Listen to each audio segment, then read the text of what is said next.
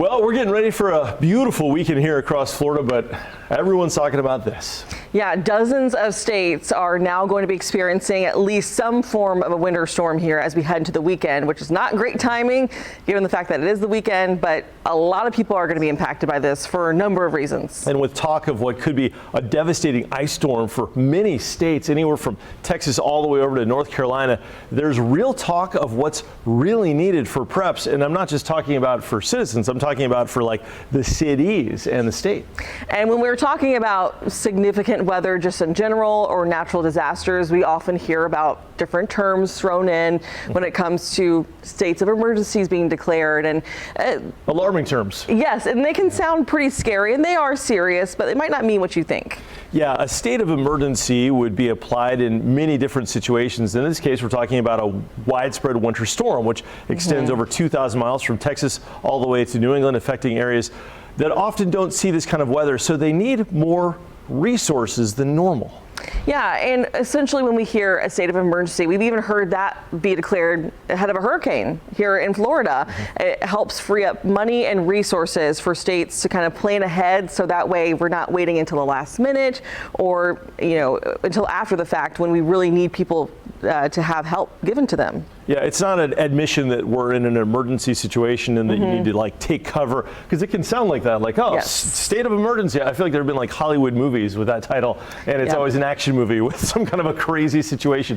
But in this case, it's literally to free up funding and just put everybody in that like storm mode to get all the resources moving so that when the snow and ice starts falling, action can happen faster. Yeah, and it oftentimes can mean the National Guard can be deployed at that point. It can mean that they have additional funding to allow for crews from out of state, whether it be electric companies, whatever it might be, allows them to be able to come into the state and give help. And it allows all of these it removes a lot of the barriers more quickly and more efficiently. And we're in a period on social media of clickbait. And there's a lot of people that are just posting things like state of emergency in Texas with no context. And it's alarming, and it's in red or whatever. Yeah. And so we wanted to make sure that we explain that, because it is something that if you're not familiar with like what it means, cop speak, how like instead of saying car, they say like motor vehicle, well, federal managers, federal emergency people, state emergency managers, they all have their own language, and that's one bit of that language, saying state of emergency, but it can sound really alarming.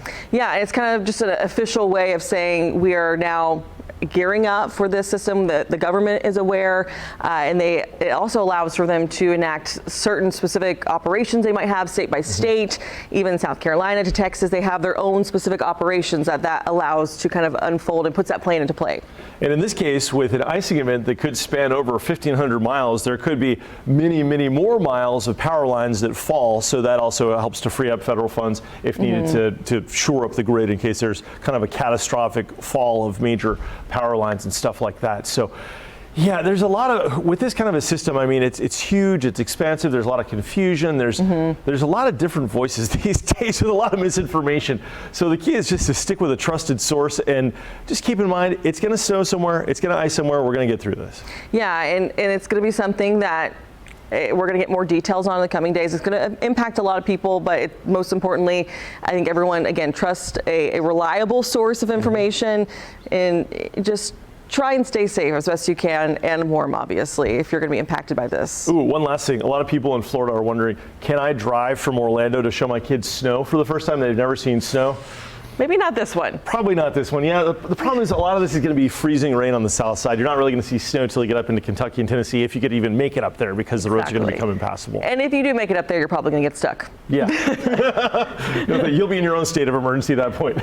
And at that point, it might actually be an emergency. So yes. Enjoy the 80s this weekend here in Florida. Jessica, good call on this topic. I think this was something to clear up, because a lot of people just hear emergency and they think, what is that? It doesn't necessarily sound like you think it does. So it's more so for government use and less so for us at home.